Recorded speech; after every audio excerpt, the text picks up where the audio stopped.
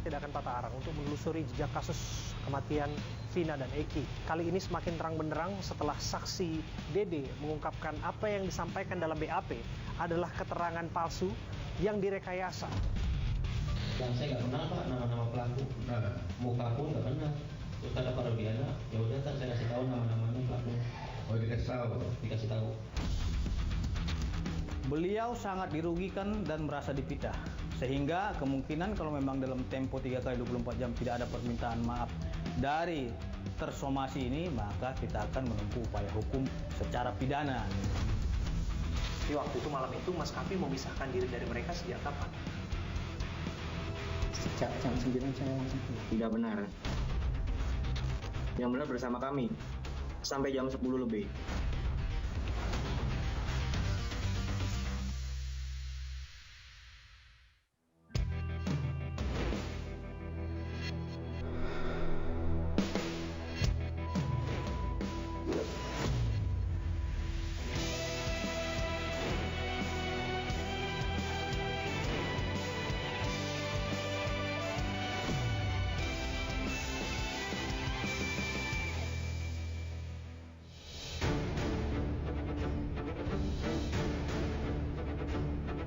Enam dari 7 terpidana kasus pembunuhan Vina dan Eki berencana mengajukan peninjauan kembali atau PK ke Mahkamah Agung.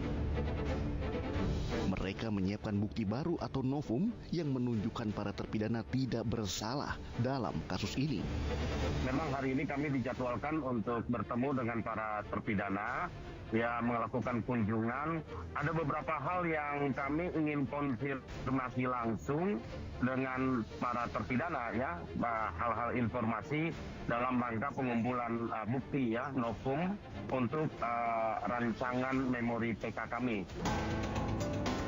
Dalam kasus Vina Cirebon, hakim menjatuhkan vonis penjara seumur hidup kepada 7 terpidana, yaitu Jaya Suprianto, Eka Sandi, Hadi Saputro, Eko Ramadan, Sudirman, dan Rivaldi Aditya Wardana.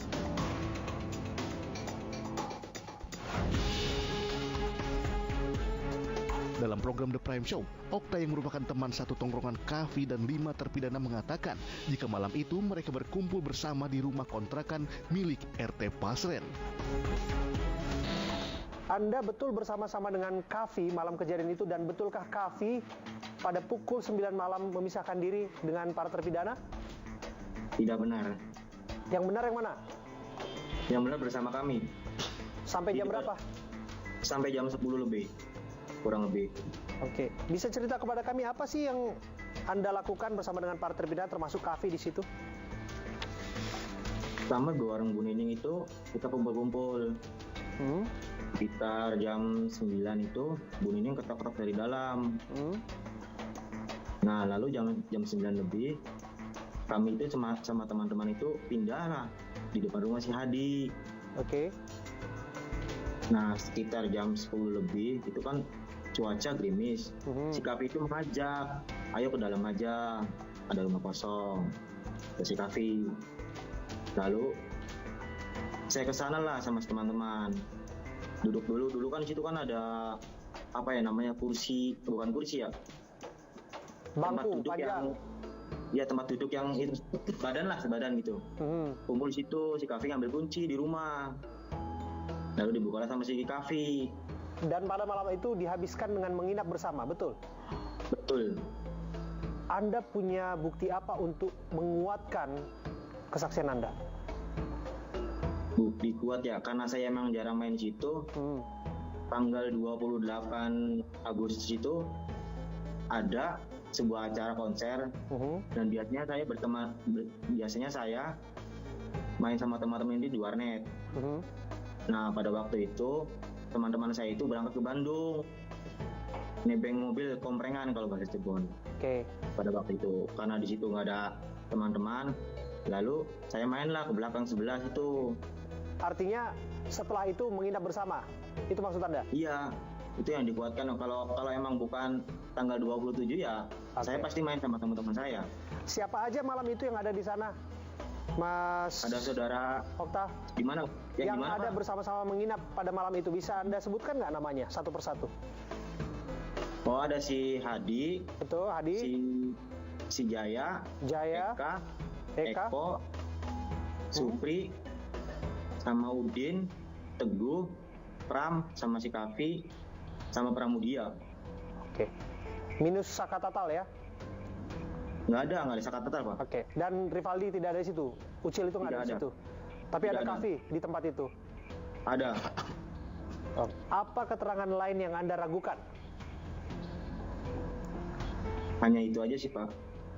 Sama yang itu, waktu dia nganter motor itu. Nah, kenapa dengan mengantar motor? Kenapa dia nggak sempat ditahan, sedangkan si Saka Tatal yang baru datang itu langsung diangkut dan ditahan. Sedangkan motor situ kan tidak satu aja, Pak. Ada si motor si Eko, ada si motor si siapa ya? Si dia sendiri, si Vixen itu, si Kavinya, motor si Kavi sendiri. Oke. Satu lagi yang saya ingin tanyakan, Mas Okta. Itu kan dekat dengan momen 17-an. Dan disebutkan dari pengakuan tetangga termasuk RW juga yang kami dengar bahwa kerap kali ada semacam menginap bersama lah para terpidana ini di rumah kosong. Betul demikian atau malam itu tanggal 27 Agustus itu pertama kali menginap di situ? Kalau saya pribadi iya. Kalau saya pribadi soalnya waktu itu juga mainnya nggak di daerah itu, Pak. Kalau saya di sebelah daerah, di sebelah gang. Oke. Bukan RT situ saya. Oke. Tapi Anda dengar bahwa udah sering menginap di sana? Iya, betul. Oke. Mas Okta, kita juga mendengar bahwa ada saksi Teguh, kemudian Pramudia yang belakangan ini disebutkan mencabut BAP, betul ya? Iya, betul. Anda bisa jelaskan kepada kami apa dasarnya keterangan yang disampaikan 8 tahun silam berbeda dengan apa yang disampaikan hari-hari ini?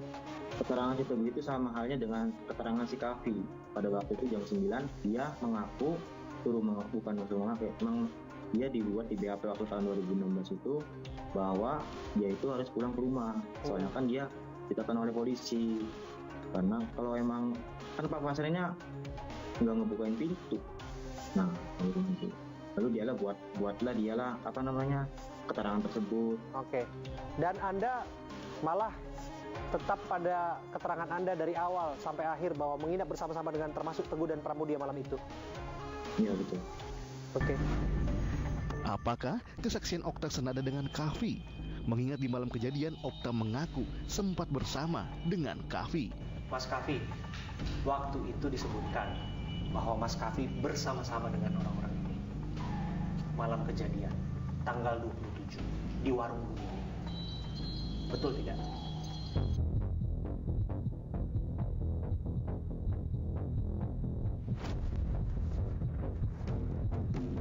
Tanya aja kepada kuasa hukum. Nggak apa-apa Mas, cerita aja Mas. Versinya Mas Kavi. Betul nggak bersama-sama dengan mereka waktu itu? Atau nggak melihat mereka lah waktu itu di warung Bu Nining di depan Gang Bakti?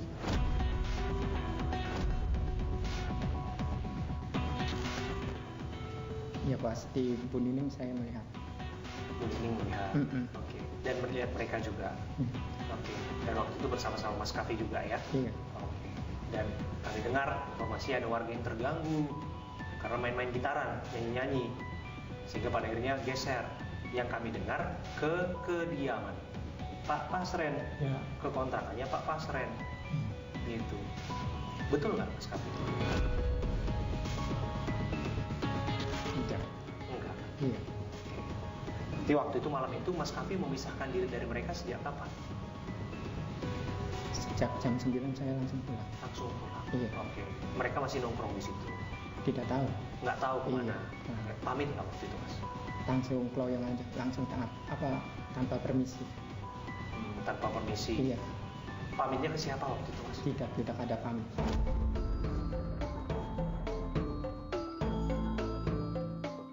Pulangnya kemana Mas Kavi? Ke rumah. Ke rumah. Rumah yang kosong dikontrakan atau di rumah Pak RT? Rumah orang tua. Rumah orang tua, rumah Bapak. Iya. Gitu. Masnya pulangnya ke situ. Iya. Gitu. Dan nggak bersama-sama dengan mereka lagi. Tidak. Berarti terakhir ketemu itu jam 9. Iya, Iya. itu ya. Itu yang juga udah diperdengarkan kan di sidang kan waktu itu juga. Iya. Ya itu juga disampaikan kan. Jadi nggak ada salah sebetulnya. Ya Pak Siswandi ya, apa yang disampaikan di persidangan Dan itu juga materi dalam pokok perkara yang sampaikan saja. Kalau memang itu dirasa benar, waktu itu juga udah disumpah. Iya. Disumpah kan waktu Iya, itu. dia sumpah. Dan jujur ya Mas waktu itu. Waktu itu memang pulang misalkan di rumah mereka. Iya, pulang misalkan. Dan kemudian disebutkan mereka ada yang ia mengaku termasuk keluarga, termasuk tetangga dan sebagainya mengatakan biasa nginep di situ tuh di tempat Pak RT di rumah kontrakannya gitu ya. Memang bener nggak biasa main sama Mas Kavi, nongkrong di situ dan nginep di kontrakan itu? Enggak, tidak pernah. Nggak pernah? Iya, Sama sekali nggak pernah? tidak pernah. Jadi rumah kosong itu buat tempat apa Mas Kavi? Ya kosong saja. Kosong aja? Iya. Tahu kan tempat perkaranya itu tuh memang di situ suka tempat ngumpul-ngumpul ini teman-teman ini. Nggak tahu, saya jarang main. Jarang main. Iya. Tapi tadi katanya ngumpul di warung. Ya pas ini. itu aja kejadian. Sekali itu aja. Iya. Masa iya sekali itu aja langsung tiba-tiba pulang gitu. Itu kan Hadi kan jarak dengan rumah Anda saya udah kesana kan. Hadi jarak dengan rumah Anda cuman jarak 3 rumah atau tetangga Anda betul. 3 hari setelah peristiwa itu, Mas Kavi dijemput polisi, betul? Tidak. Nggak dijemput? Enggak. Ikut bersama-sama ditangkap dengan Tidak. para terpidana? Enggak? Enggak. Cuma saya dimintain tolong sama bapak polisi itu untuk mengantarkan motor. Mengantarkan motor? Iya. Motor siapa? Motornya saudara Hadi. Motornya Hadi? Iya. Yang kami dengar menjaga motor lah atau mengantarkan motor itu? Mengantarkan. Mengantarkan? Iya. Waktu itu ditangkapnya di mana Mas Hadi? Informasinya? Di depan SMP 11. Di depan SMP 11, berarti dekat di situ juga. Iya. Waktu itu. Dan waktu itu pada disuruh ngumpul semua lah di situ. Dan pada itu ditangkap di situ sama aparat waktu itu ya. Sempat dibawa ke kantor polisi nggak?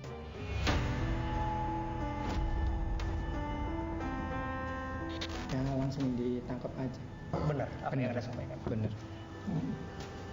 Anda waktu malam itu sama teman-teman kuli bangunan itu berpisah jam 9 malam, nggak tahu setelah itu? Iya, tidak tahu. Dan mereka nggak nginep di rumah? Tidak.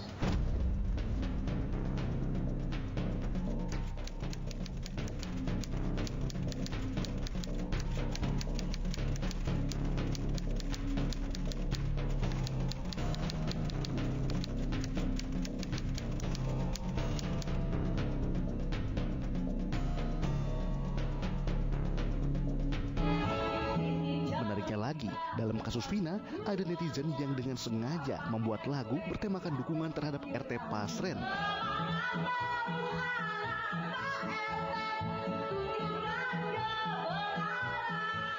Cuman ada segerombolan anak nongkrong, pelemparan batu, bambu, pengejaran, segerombolan motor ada di situ, sebenarnya nggak ada Pak.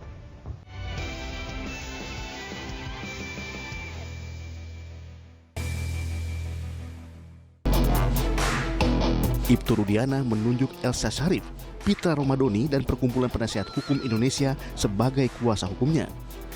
Serangan balik disiapkan oleh Ibtu Rudiana dan kuasa hukum untuk menanggapi tudingan yang selama ini menyasar kepada dirinya.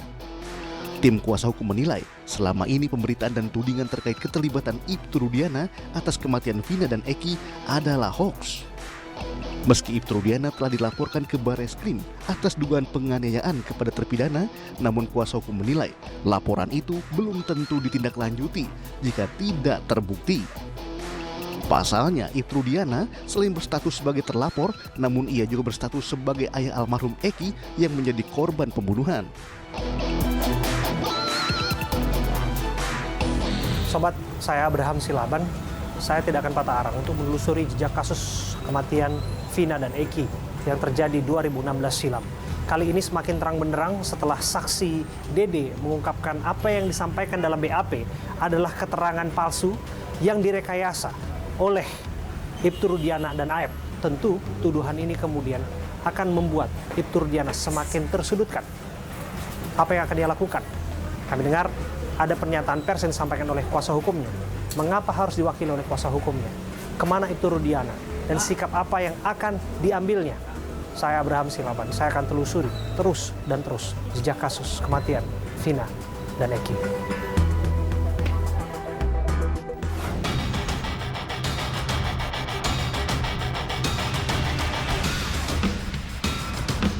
Terima kasih, Bung Pitra. Bung Abram. Iya, sehat, Bu? Alhamdulillah sehat. Iya, kami melihat bagaimana sikap yang dilakukan oleh tim kuasa hukum.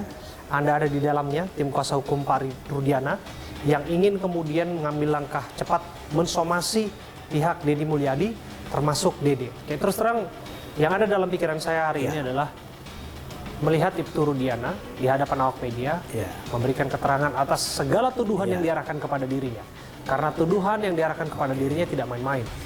Ia sebagai aparat penegak hukum dituduh melakukan rekayasa kasus yang berakibat 8 orang menjalani hukuman pidana atas kasus kematian Vina dan Eki. Di mana Ibtu Rudiana? Kalau Bapak Ibtu Rudiana itu ya, beliau beraktivitas sebagaimana sedia kalanya sebagai seorang anggota Polri. Di Polsek Kapetakan? Iya, Polsek Kapetakan, karena beliau ini kan sebagai Kapolsek tentunya kan lihatnya itu sangat luar biasa sekali. Keliling di tengah-tengah masyarakat, menjaga kekondusifan dan kamtipnas di tengah-tengah masyarakat. Itu artinya tentunya, jarang di kantor ya? Karena sering keliling jarang di kantor gitu? Biasa, beliau selalu apel pagi, selalu mimpin apel pagi, sore juga kadang beliau pimpin. Nah, kalau bilang jarang di kantor itu namanya tugas kepolisian itu bukan seperti swasta, sipil gitu loh. Kadang ada instruksi mendadak menghadap ke Polres, ke Polda, dan lain-lain, ya itu adalah tugas daripada institusi yang harus beliau jalankan. Nah, kenapa beliau ini tidak berbicara ke media? Karena kasusnya ini sudah ditangani oleh penyidik Polda Jawa Barat. Tentunya apapun itu ya, proses penyidikan yang sedang berlangsung itu, yang berkapasitas dan berwenang menjawab itu adalah bidang humas. Kenapa? Karena di penyidikan itu tentu harus objektif, baik dari pelapor, terlapor, saksi pelapor, saksi terlapor. Penyidikan yang nomor 2016 dong. Oke, itu kan sudah putusan sebetulnya kan. Tapi kan kasusnya sekarang bergulir. Yang bersangkutan itu, saat ini statusnya saya kira itu masih berjalan karena ada 3 DPO yang saat ini harus komitmen digali lagi dan didalami karena itu perintah putusan seperti itu. Artinya apa? Artinya beliau itu tidak punya kapasitas untuk menyampaikan sesuatu hal kepada publik agar tidak terjadinya kesimpang siuran. Nah, laporan tersebut telah diserahkan kepada penyidik, baik pelapor, terlapor, saksi terlapor, ahli, semua itu nanti akan dirangkum oleh Bithumas. Kalau kita sampaikan secara pribadi kan nanti tentunya ada pihak yang merasa dirugikan. Biarlah ini disampaikan oleh Humas agar informasinya utuh gitu loh, bukan setengah-setengah. Tidak akan terlalu berlebihan karena kalau dianggap siapa yang dirugikan dalam hal ini Anda sudah sebutkan adalah Ibtu Rudiana secara perorangan dan tidak menyebut institusi Polri secara utuh dan secara keseluruhan. Dan kemudian yang disebutkan oleh Dede kan bukan institusi Polri secara keseluruhan, tapi ia menyebutkan bahwa ia waktu itu dalam pengaruh Ibtu Rudiana, termasuk ada Aib di sana untuk menyebutkan nama-nama yang saat ini menjadi terpidana kasusnya. Nah, justru kita somasi yang bersangkutan. Sebenarnya Bapak Ibtu Rudiana itu tidak mau meladeni pihak-pihak.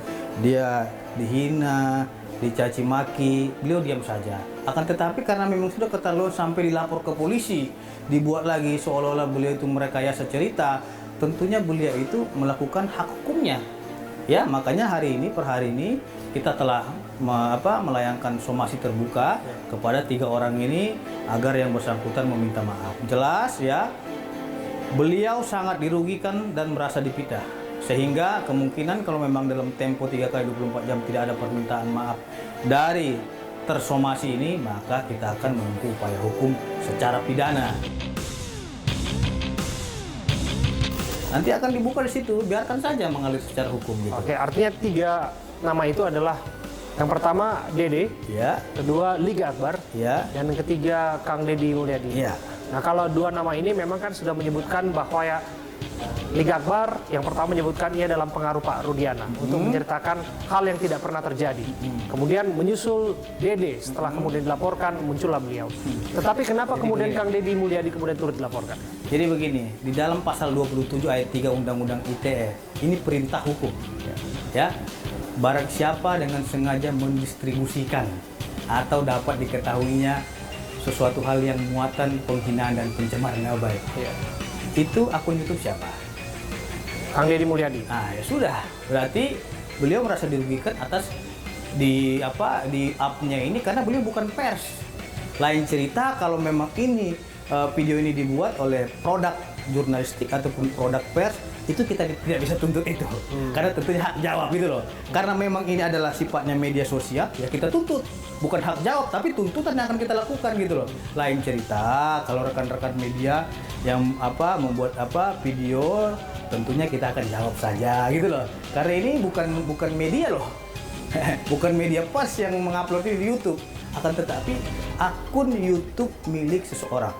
Sehingga ini tegas sesuai dengan pasal 27 ayat 3, tidak perlu kita ke Dewan Pers, ini harus kita tindak tegas. Artinya ini juga menegaskan fitnah yang dimaksud apa yang disampaikan Dede itu juga fitnah. Itu fitnah. Makanya hari ini beliau meminta tolong Bang diluruskan dan ambil tindakan sesuai dengan ketentuan hukum dan tidak menyalahi aturan. Ya. Mengenai laporan polisi Bang Pitra, nampaknya somasi kelihatannya hal yang tidak mungkin atau kecil kemungkinan direspon oleh pihak Dede, kemudian Liga Akbar, termasuk ada Kang Deddy Mulyadi di sana yang kita tahu mereka terafiliasi dengan Peradi yang mengadvokasi kasus ini kan, karena sudah melaporkan Ibtu Rudiana terlebih dahulu. Apa kemudian yang menjadi dasar Anda untuk berharap kepada mereka melakukan permintaan maaf, sementara mereka sendiri sudah melaporkan Ibtu Rudiana atas satu dugaan penyebaran kesaksian palsu, terus yang kedua dugaan penganiayaan terhadap para terpidana. Begini, itulah yang membedakan antara manusia yang taat aturan, ya, sesuai dengan SKB 3 Menteri, apalagi ini kasusnya ITE, pencemaran nama baik, fitnah dan lain-lain, itu tentunya terlebih dahulu harus kita somasi dulu. Ini sampai sejauh ini kita belum pernah disomasi oleh pelapor ini dahulunya, artinya kan harus ditanya mereka dulu benar nggak tahu melakukan saat, nanti kan akan dijawab seharusnya kan gitu. Tapi mereka langsung lapor polisi, kita tidak seperti itu. Tentu kita terlebih dahulu melayangkan somasi, memberikan hak dia untuk menjawab tuduhan dia kepada Ibtu Rudiana. Kalau memang dia tidak bisa jawab dalam 3x24 jam itu, tentu kita akan tindak hukum seperti itu. Tapi ujung-ujungnya pasti akan lapor balik ini. Iya dong, itu sudah konsekuensi dan itu sudah pasti.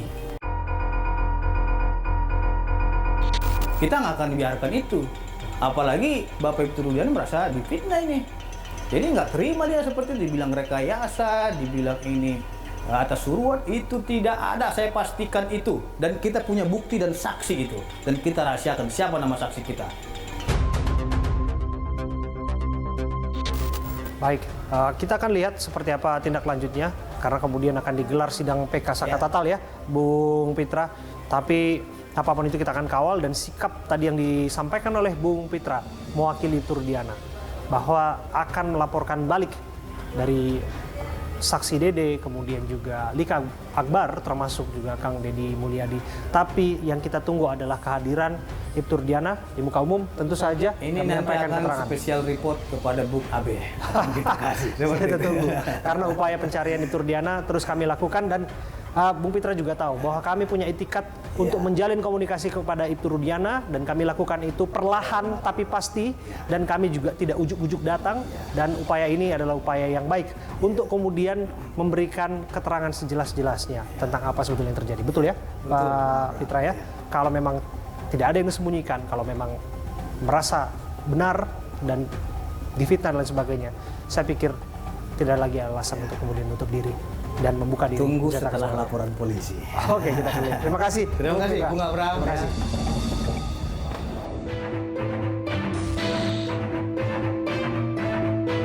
Sementara itu, setelah disebut menghilang, salah satu saksi kasus pembunuhan Vina dan Eki, Dede, muncul ke publik. Dalam konferensi pers bersama Peradi dan Deddy Mulyadi Senin sore, Dede mengungkap pernyataan mencengangkan. Dede mengaku diperintah rekannya Aep dan ayah Eki, Ibtu Rudiana, untuk menjadi saksi tahun 2016 silam. Namun karena merasa takut dan terpaksa, Dede memberikan keterangan palsu. Kini Dede merasa bersalah, bahkan siap menggantikan 7 terpidana di sel penjara. Aep menelpon saya dan mengajak saya ke Polres tanggal 2 September. Tanggal 2 September. Malam hari, sekitar jam 7-an. Saya antar lah, saya mikirnya kan Aep orang rantauan, karena nggak tahu daerah situ, saya antar ke Polres. Nah, setelah dalam Polres saya tanya, mau ngapain ke sini? Katanya buat keterangan saksi anaknya Pak Rudiana yang meninggal. Nah setelah itu saya tanya, emang mau ngapain, dan kita tidak tahu peristiwa itu. Nah udah katanya nanti saya arahin, saya ikutin apa kata saya, dia bilang gitu. Nah terus Pak Rudiana datang lah, saya tanya ke Pak Rudiana juga, Pak Rudiana mau ngapain, buat keterangan apa, saksi anak saya meninggal.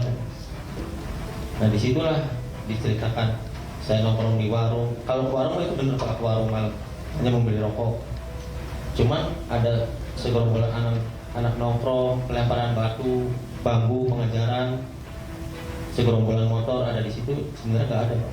Rudiana ngasih tahu masalah motor sama nama Pak.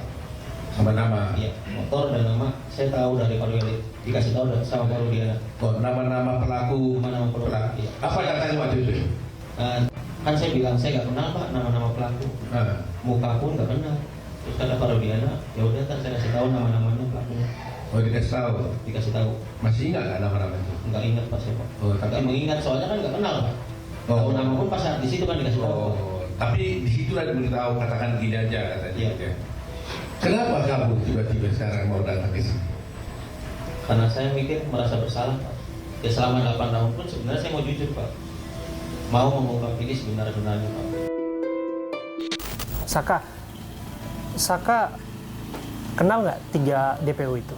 Nggak kenal. Nggak kenal. Peggy, Andi, dan yang lain? Nggak kenal. Bahwasannya kan saya kan ada di rumah. Di malam kejadian kan saya ada di rumah, saya tidak tahu menahu. Ada yang lihat Saka di rumah waktu itu? Ada kakak, ada saudara saya, paman saya, sama teman-teman kakak.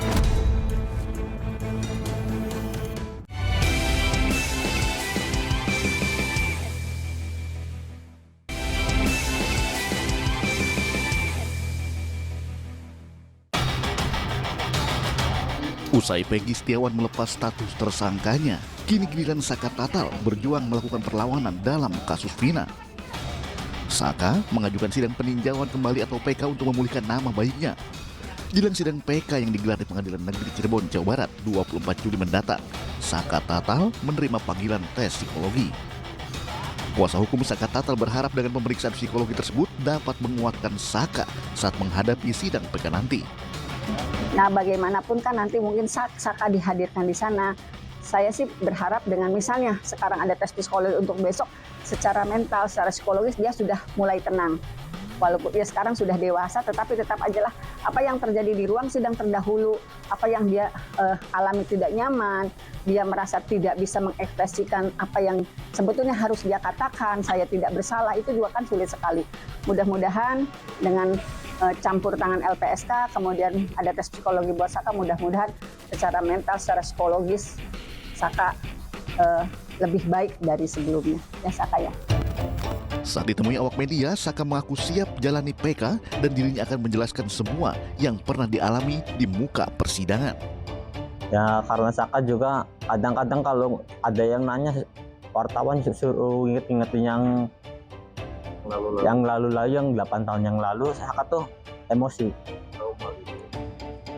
Ya, pengen marah. Ya bukan karena trauma, dan itu kesel.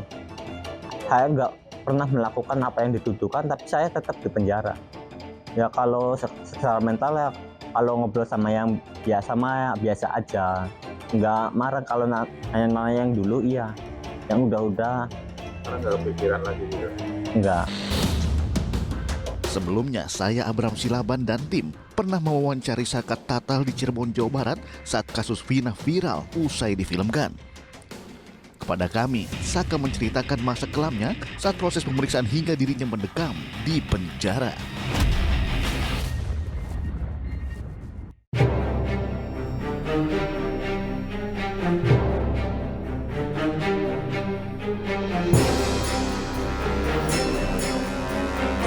Kamu nggak berani cerita atau memang ada yang menghalang-halangi untuk cerita atau seperti apa? Kenapa sih nggak cerita terbuka? Kenapa sih nggak bicara saja waktu itu? Nggak berani ngeluh, nggak berani ngadu. Kenapa? Kalau kamu ngadu, kamu kenapa? Karena banyak tekanan juga dari oknum polisi. Saya kalau cerita juga sama keluarga doang. Kalau ke yang cerita keluarga. Iya. Untuk disuruh mengakui perbuatan yang bukan Anda lakukan. Benar.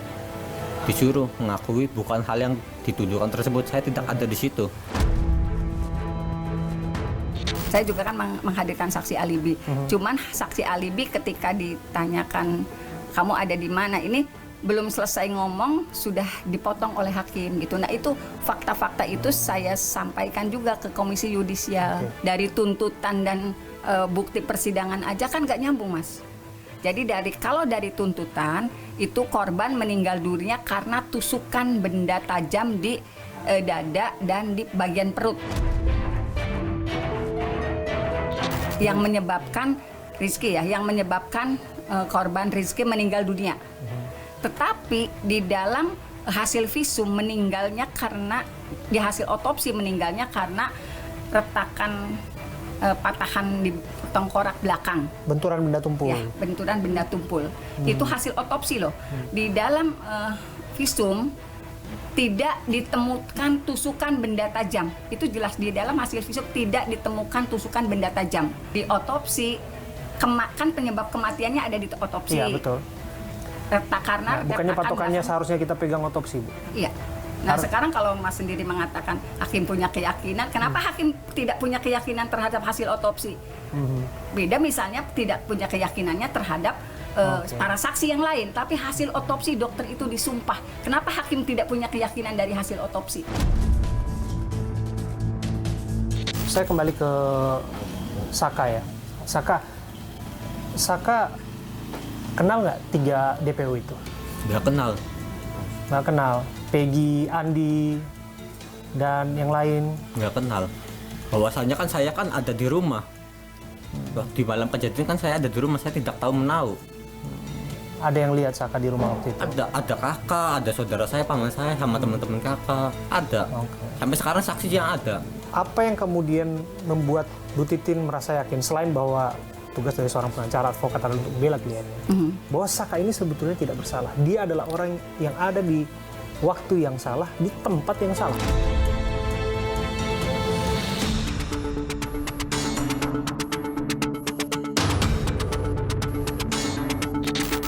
Apa yang kemudian membuat Bu Titin merasa yakin, selain bahwa tugas dari seorang pengacara advokat adalah untuk membela kliennya, bahwa Saka ini sebetulnya tidak bersalah. Dia adalah orang yang ada di waktu yang salah, di tempat yang salah. Itu juga yang saya katakan di pledoi, Mas. Itu juga yang saya katakan. Jadi kalau saya ngomong punya keyakinan, karena gini, dari penangkapan ya Mas, saya cerita dari penangkapan.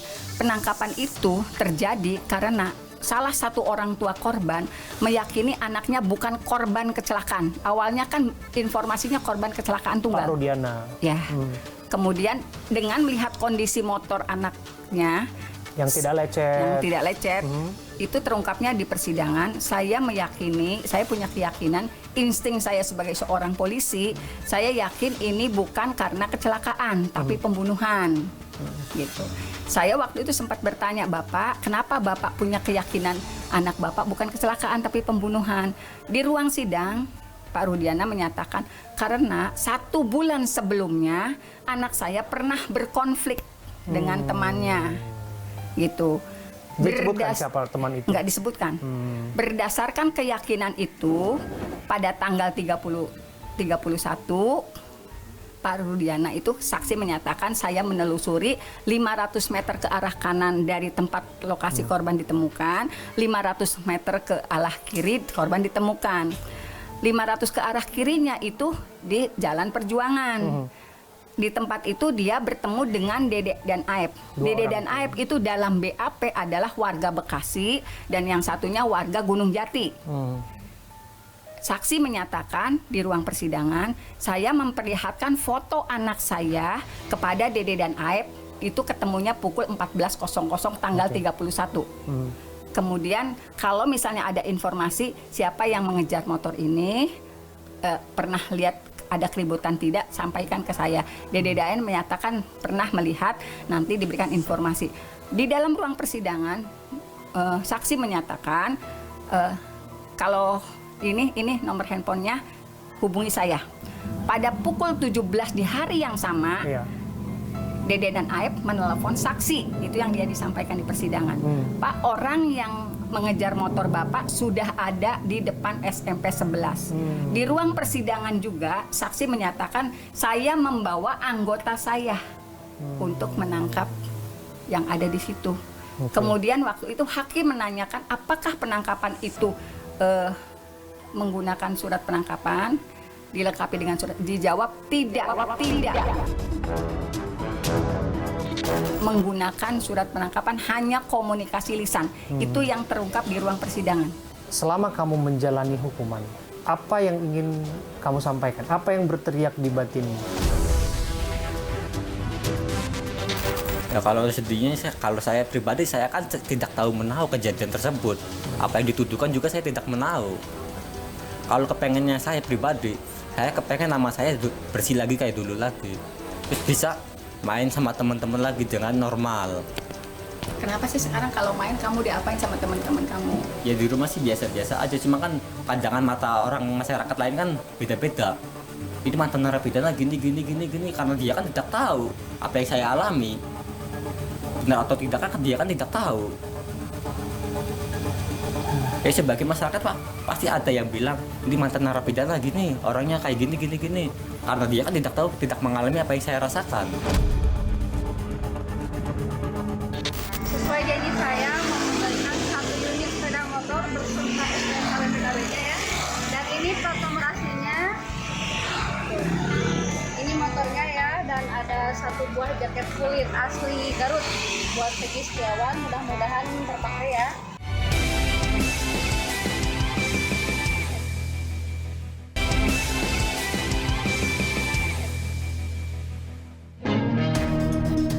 Polisi masih terus berupaya untuk mengungkap kasus pembunuhan Vina hingga tuntas dan terang benderang dan memburu DPO pelaku pembunuhan Vina dan Eki yang bernama Peggy Peron. Bahkan Kabarreskrim Polri menegaskan tidak boleh sembarangan menetapkan status tersangka kepada setiap orang. Terkait dengan kasus Vina, tentu kita terus mengkaji apa yang sudah terjadi dan juga kita membuka ruang kepada rekan-rekan sekalian, kepada masyarakat untuk memberikan masukan-masukan terhadap penanganan kasus Vina ini. Tentu semua dalam proses evaluasi, kita tidak bisa menyampaikan, memaksakan seseorang untuk menjadi tersangka, kan tidak mungkin seperti itu. Semua nanti akan dilaksanakan sesuai dengan alat bukti yang kita temukan. Selaras dengan Kabarreskrim, Wakil Presiden Ma'ruf Amin pun turut mengamati kasus ini. Saya setuju. Kalau memang belum tuntas bahwa ada DPO itu, kalau betul itu ada, ya dilanjutkan saja.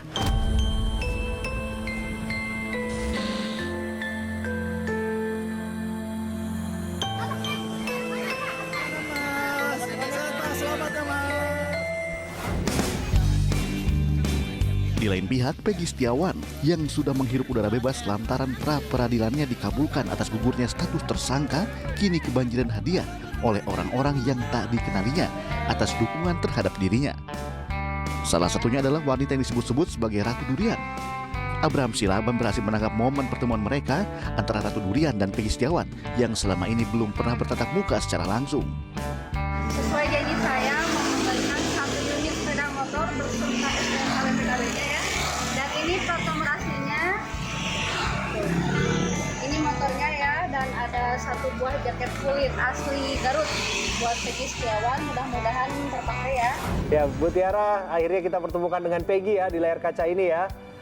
Iya, alhamdulillah. Ya, Bu Tiara, terus terang kami penasaran betul apa yang menginspirasi Anda, melatar belakangi Anda untuk memberikan kado sepeda motor kepada Peggy Setiawan yang mana ia sempat dijadikan tersangka kasus pembunuhan, tapi kini ya sudah dibebaskan. Kalau untuk masalah pemberian motor Peggy sih, saya ikhlas itu mah, dari hati saya bernajar mungkin. Bila mana Peggy bebas di tanggal 8, maka saya udah berjanji untuk memberikan hadiah motor sesuai yang pernah Peggy punya dulu gitu. Kenapa sampai ada nazar itu, Bu Tiara? Karena saya suka melihat di online juga, terketuk aja gitu dari hati saya. Sewaktu lihat di media sosial, saya suka sampai nangis gitu lihat Peggy yang waktu ditangkap sama polisi itu. Ya sampai sekarang mungkin saya bangga lah sama Peggy yang bisa bebas sampai saat ini gitu. Oke, jadi ibu sempat menangis melihat Peggy? Ya, saya terharu perjuangan Peggy sampai sekarang. Meskipun ya saya belum pernah mengenalnya, belum pernah tahu gitu. Bu, tapi desas-desusnya kan tentu ibu juga dengar bahwa Peggy ini disebutkan waktu itu ya, disangkanya sebagai Peggy Peron waktu itu dan dicari 8 tahun lamanya sampai pada akhirnya diketemukan, dan kasus yang disangkut pautkan dengannya juga kasus yang keji juga. Ada kasus pembunuhan, ada kasus pemerkosaan dan lain sebagainya. Tapi ibu percaya sama Peggy bahwa dia tidak bersalah?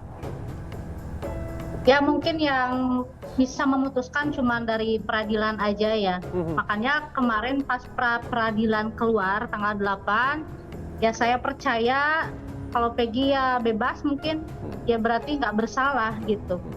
Dan sebelum itu diputuskan pun ibu sudah bernazar akan memberikan sepeda motor kepada Peggy? Sebelum Peggy bebas pun emang udah ada perasaan seperti itu sih. Iya. Iya. Peggy, apa yang mau disampaikan? Ini pertemuan pertama ya? Pertama. Apa yang mau disampaikan oleh Peggy? Untuk ibu, terima kasih banyak. Saya mengucapkan terima kasih banyak atas kebaikan dan ketulusan hati ibu yang sudah sukarelawan untuk bisa mendoakan dan mendukung saya dan memberikan hadiah yang luar biasa ini. Saya sangat-sangat terima kasih. Dan pokoknya saya dan keluarga itu sangat-sangat berterima kasih kepada ibu dan keluarga. Semoga kebaikan ibu dan keluarga itu bisa dibalas oleh Allah SWT, dan semoga ya ibu bisa lebih mudah lagi rezekinya gitu. Terima kasih banyak. Amin. Bu Tiara. Peggy sehat selalu di sana ya. Amin, makasih. Ya, Bu, amin Ibu, makasih banyak Ibu. Mudah-mudahan Peggy habis mengalami semua ini, Peggy sukses, tambah maju. Amin. Usaha yang lebih bisa membanggakan Ibu lah. Amin, Allah, amin. Ada yang mau disampaikan kepada Bu Kartini? Bu Kartini kami lihat berkaca-kaca juga. Bu, pernah menyangka Bu bahwa orang yang Ibu kenal nyatanya memberikan dukungan, bahkan memberikan sumbangan, hadiah lah setelah Peggy dibebaskan? Ya, saya tidak menyangka banyak orang yang mendukung Peggy, juga ada banyak orang yang telah memberikan hadiah kepada Peggy. Saya ucapkan banyak terima kasih kepada Ibu Tiara karena telah mendukung dan mau memberikan Peggy hadiah. Sama-sama Ibu. Ibunya jaga kesehatan. Ya. Amin. Dukung terus Peggy sampai kapanpun. Ya. Amin, Bu. Ibu adalah sosok ibu yang benar-benar hebat buat Peggy. Amin. Saya selalu terharu Peggy lihat video Peggy segala macam di sosmed. Mungkin dari awal sampai akhir, sampai kemarin Peggy bahagia menerima motor juga, saya ikut bahagia.